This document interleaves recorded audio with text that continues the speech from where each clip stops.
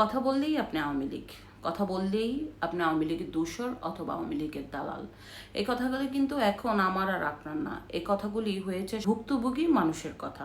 ইতিমধ্যে আপনারা জেনে গেছেন যে জুলাইয়ের সনদ ঘোষণাপত্র স্থায়ীভাবে সংবিধানে যুক্ত করার জন্য জুলাইয়ের কিছু সংখ্যক যোদ্ধারা এবং শহীদ পরিবারের কিছু সংখ্যক লোক আপনার শাহবাগে অবস্থান কর্মসূচি পালন করছে। আজকে সকাল থেকে তারা এটা কন্টিনিউ করবে। তো বিষয়টা হচ্ছে যে ওইটা একটা ব্যস্ত এলাকা। আপনারা জানেন যে ওইখানে হাসপাতাল আছে 2-3টা। আগে থেকে কোনো রকম ঘোষণা না দিয়ে হঠাৎ করেই এই জুলাইয়ের সনদ ঘোষণাপত্রের আন্দোলনের যে কর্মসূচি, এতে কিন্তু অনেক সাধারণ মানুষের জনজীবনে একটা অশান্তি নামিয়ে আনছে।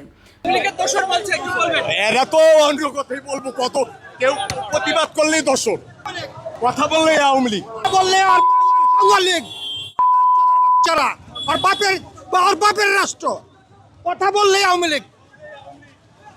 আপনারা মেন গেট বন্ধ করবেন। আপনাদের কে শিখেছে ট্রাফিক? হ্যাঁ, আপনারা মেন গেট বন্ধ করবেন। পুলিশ প্রশাসন আপনারা আটকাইছেন। আকাশর বন্ধ হয়ে গেছে, ওই পাশটা পুরো ব্লক মারা, ওই পাশ থেকে ঘুরা 1 ঘন্টা লাগে। এদিক দিয়ে আসলাম, এদিক দিয়ে রাস্তা বন্ধ, যাইতে দিতেছে না। তো পাবলিক চলবো না? হ্যাঁ, আরে আপনি জনগণ, আমি দেশের জনগণ। আপনি এই দেশের জনগণ, আমি দেশের জনগণ।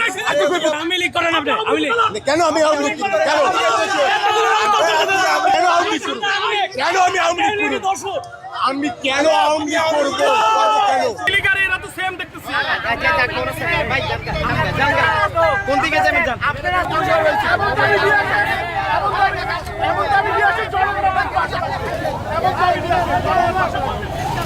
দেখতে পেরেছেন যে কিছু সংখ্যক লোক আছে যারা হাসপাতালে তাদের রুগী নিয়ে যাবে, যেতে পারছে না।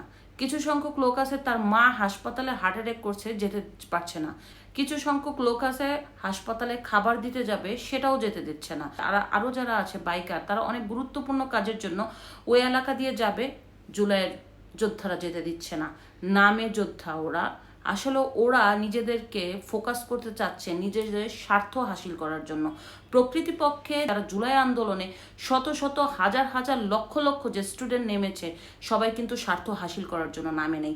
কিছু সংখ্যক লোক তাদের ব্যক্তিগত স্বার্থ, দলীয় স্বার্থ হাসিল করার জন্য জুলাইটাকে তাদের পুঁজি হিসাবে ব্যবহার করে সাধারণ মানুষকে ভুক্তভোগী করছে। সবচেয়ে দুঃখের বিষয় হলো, আপনারা দেখেছেন জুলাই আন্দোলনে যখন পুলিশ সাধারণ মানুষের ব্যাগ চেক করত এবং তাদেরকে বিভিন্ন ধরনের জামাত, বিএনপি আখ্যায়িত দিয়ে জেলখানায় ভরতো, ঠিক একই